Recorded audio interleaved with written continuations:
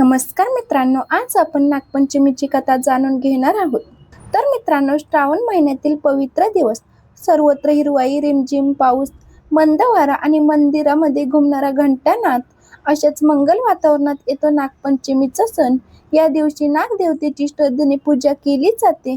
असे मानले जाते की जो मनापासून नागदेवतेची आराधना करतो त्याच्या जीवनातील अनेक संकटे दूर होतात आणि घरात सुख, समृद्धी व शांती नांदते. आज आपण अशीच एक अद्भुत चमत्कारांनी भरलेली आणि भक्तीचा महिमा सांगणारी कथा ऐकणार आहोत. चला तर मग कथेला सुरुवात करूया. खूप वर्षापूर्वी एका छोट्याशा गावात गोविंद नावाचा एक गरीब ब्राह्मण राहत होता. त्याची पत्नी लक्ष्मी अत्यंत धार्मिक आणि सात्विक होती. त्यांना एक मुलगा होता आणि त्याची पत्नी गंगा असे त्यांचे छोटे कुटुंब होते. घराची परिस्थिती अत्यंत हालाकीची होती. 2 वेळेचे जेवण मिळणेही कठीण होते. तरीही या कुटुंबाने देवावरचा विश्वास कधीच सोडला नाही.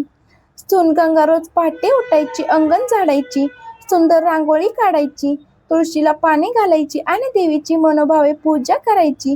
तिच्या ओठांवर नेहमी देवाचे नाव असायचे. एक दिवस सासू म्हणाली, गंगा, उद्या नागपंचमी आहे. आपल्या घरी काहीच नाही, पण श्रद्धा असेल तर नागदेवता नक्की प्रसन्न होतात. गंगा हसत म्हणाली, आई, आपल्याकडे धन नाही, पण भक्ती आहे. नागदेवता भावाचे भुकेले असतात. दुसऱ्या दिवशी सकाळी गंगाने घर स्वच्छ केले. तिने हळद, कुंकू, फुले आणि दूध घेऊन अंगणातील नागदेवतेचे चित्र काढले. हात जोडून ती म्हणाली, हे नागराज, आमच्या घरी संपत्ती नाही, पण तुमच्यावर अपार श्रद्धा आहे. आमच्या कुटुंबावर कृपा करा. इतक्यात अंगणात हलकी सळसळ ऐकू आली. गंगाने डोळे उघडले तर तिच्या समोर एक सुंदर नाग शांतपणे फणा काढून बसला होता. पण आश्चर्य म्हणजे त्याच्या डोळ्यात राग नव्हता, तर करुणा होती. गंगाला क्षणभर भीती वाटली, पण लगेच तिने नमस्कार केला आणि दुधाची वाटी पुढे ठेवली. ती म्हणाली, हे नागदेवता, माझ्या पूजेत काही कमी पडली असेल तर मला क्षमा कर. नागाने त्या वाटीकडे पाहिले, काही क्षण शांत बसला आणि नंतर हळूहळू झाडाच्या दिशेने निघून गेला. हा प्रसंग सासूनेही पाहिला. ती आश्चर्यचकित झाली. तिने गंगाला मिठी मारली आणि म्हणाली, बाळा, आज नागदेवता स्वतः तुझी पूजा स्वीकारायला आले होते. त्या दिवसापासून घरात एक वेगळे शांत वातावरण निर्माण झाले. अनेक दिवसांपासून आजारी असलेले गोविंद बरे वाटू लागले. मुलालाही काम मिळाले. थोडीफार आर्थिक परिस्थिती सुधरू लागली. पण गावातील प्रत्येकाला हा आनंद सहन झाला नाही. त्या गावात धोंडू नावाचा एक श्रीमंत जमीनदार राहत होता. तो अहंकारी आणि लोभी होता. लोक गंगेच्या भक्तीची चर्चा करत आहेत, हे मात्र त्याला अजिबात आवडले नाही. तो म्हणाला, एका गरीब सुनेमुळे नागदेवता प्रसन्न होतात, हे कधीच होऊ शकत नाही. मीच सगळ्यांना दाखवतो की हे सगळे काही खोटे आहे. त्याने आपल्या माणसांना जंगलात जाऊन नागाची वारूळ उद्ध्वस्त करण्याचा आदेश दिला आणि या क्षणापासून सुरू झाली एका मोठ्या संकटाची चाहूल. गरीब पण श्रद्धाळू गंगेची नागदेवतेवरील भक्ती पाहून स्वतः नागदेवता तिच्या अंगणात प्रकट झाले. पण गावातील श्रीमंत जमीनदार धोंडूला ही मात्र अजिबात सहन झाले नाही. त्याने अहंकाराने नागाची वारूळ उद्ध्वस्त करण्याचा आदेश दिला.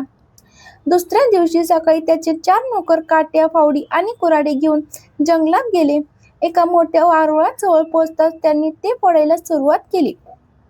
पहिला घाव पडला, दुसरा घाव पडला आणि अचानक वारुळातून असंख्य नाग बाहेर आले. नोकर घाबरून पळू लागले. काहींना किरकोळ दंश झाला. ते कसाबसा जीव वाचवून गावात परतले. हे ऐकून धोंडू मात्र खूपच संतापला. अरे, काही साप बाहेर आले म्हणून घाबरलात? उद्या मी स्वतः येतो. गावातील वयोवृद्ध लोकांनी त्याला समजावले, धोंडू, श्रावण महिना आहे, नागपंचमीचे दिवस आहेत. नागदेवतेचा अपमान करू नकोस. पण अहंकाराने त्याचे डोळे झाकले होते. त्या रात्री गंगाला एक विलक्षण स्वप्न पडले. स्वप्नात एक तेजस्वी नागराज तिच्या समोर उभे होते. त्यांच्या फण्यावर दिवे तेज चमकत होते. ते म्हणाले, बेटी गंगा, उद्या गावावर मोठं संकट येणार आहे, पण घाबरू नकोस. श्रद्धा कधी सोडू नकोस. गंगा मात्र घाबरून जागी झाली. पहाट होताच तिने संपूर्ण स्वप्न आपल्या सासूला सांगितले. सासू म्हणाली, बाळा, आज दिवसभर देवाचे नामस्मरण करूया. दोघींनी मिळून नागदेवतेची पूजा केली. संपूर्ण दिवस मंत्र जप केला. दुसरीकडे धोंडू मोठ्या थाटामाटात जंगलात पोचला. त्याने पुन्हा वारूळावर घाव घालण्याचा प्रयत्न केला. तेवढ्यात आकाशात काळे ढग जमले. विजांचा कडकडाट सुरू झाला. जोराचा वारा सुटला. धोंडूचे हात थरथरू लागले. अचानक त्याच्या समोर एक भला मोठा नाग फणा काढून उभा राहिला. त्याच्या डोळ्यात प्रचंड तेज होते. धोंडूच्या हातातून फावडे खाली पडले आणि तो भीतीने मागे सरकला. तेवढ्यात त्याच्या पायाखालची माती खचली आणि तो खाली कोसळला. गावकरी धावत आले आणि तो कसाबसा त्याला बाहेर काढले. त्या दिवसानंतर धोंडूला मात्र प्रचंड ताप भरला. गावातील वैद्य आले, औषध दिले, पण काहीच फरक पडला नाही. धोंडूची पत्नी रडत रडत गंगेच्या घरी आली. ती म्हणाली, बाई, माझ्या नवऱ्याचा जीव वाचव. त्याने मोठी चूक केली. गंगाने शांतपणे उत्तर दिले, मी कोणाला वाचवू शकत नाही, पण नागदेवता दयाळू आहेत. जर मनापासून पश्चाताप केला तर ते नक्कीच क्षमा करतील. धोंडूच्या पत्नीने हात जोडले. गंगाने नागदेवतेसमोर दिवा लावला, दूध अर्पण केले आणि प्रार्थना केली. हे नागराजा, अपराध मोठा आहे, पण क्षमा मात्र तुमची सर्वात मोठी शक्ती आहे. या अज्ञान माणसाला माफ करा. प्रार्थना संपताच मंदिरातील घंटा आपोआप वाजू लागली. गावकरी आश्चर्यचकित झाले. धोंडूचा ताप हळूहळू उतरू लागला. त्याच्या डोळ्यात पश्चातापाचे अश्रू आले आणि तो म्हणाला, आज मला समजले, संपत्तीपेक्षा श्रद्धा मोठी असते. परंतु ही तर फक्त सुरुवात होती. कारण नागराजांनी गंगेसाठी अजून एक मोठी परीक्षा ठेवली होती. काही दिवसांनी श्रावणातील शेवटचा सोमवार आला.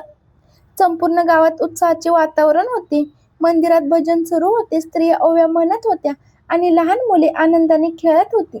त्याच वेळी गावात एक वृद्ध साधू आले. त्यांच्या अंगावर भगवी वस्त्रे, हातात कमंडलू आणि चेहऱ्यावर तेज होते. ते प्रत्येक घरासमोर जाऊन म्हणत होते, भुकेलेल्या साधूला थोडे अन्न मिळेल का?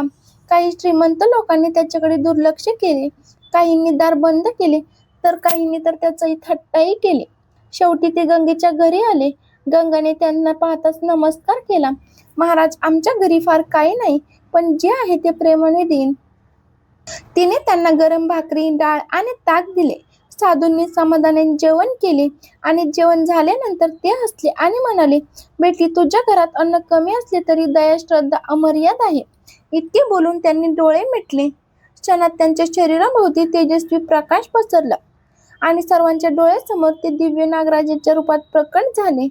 गंगा आणि तिचे संपूर्ण कुटुंब नमस्कार करत जमिनीवर दंडवत पडले. नागराज म्हणाले, गंगा, आम्ही अनेक दिवस तुझी परीक्षा घेत होतो. कधी गरीब मुलाच्या रूपात आलो, कधी स्वप्नात दर्शन दिले, कधी गावावर संकट आणून तुझा विश्वास तपासला आणि आज साधूच्या रूपात आलो. प्रत्येक वेळी तू श्रद्धा, दया आणि नम्रता दाखवलीस. नागराज पुढे म्हणाले, भक्ती म्हणजे फक्त दूध अर्पण करणे नाही, भक्ती म्हणजे प्रत्येक जीवात देव पाहणे. हे ऐकताच गावकऱ्यांच्या डोळ्यात अश्रू आले. धोंडू पुढे म्हणाला, त्यांनी हात जोडले आणि म्हणाला, माझ्या अहंकारामुळे मी मोठे पाप केले, मला क्षमा करा. इतके बोलून त्यांनी धोंडूला आशीर्वाद दिला. नागराज म्हणाले, चूक प्रत्येकाकडून होते, पण जो मनापासून पश्चाताप करतो त्याला आम्ही नेहमी क्षमा करतो. इतके बोलून त्यांनी धोंडूला आशीर्वाद दिला. धोंडूने त्या दिवसापासून गरिबांना मदत करण्याचा संकल्प केला.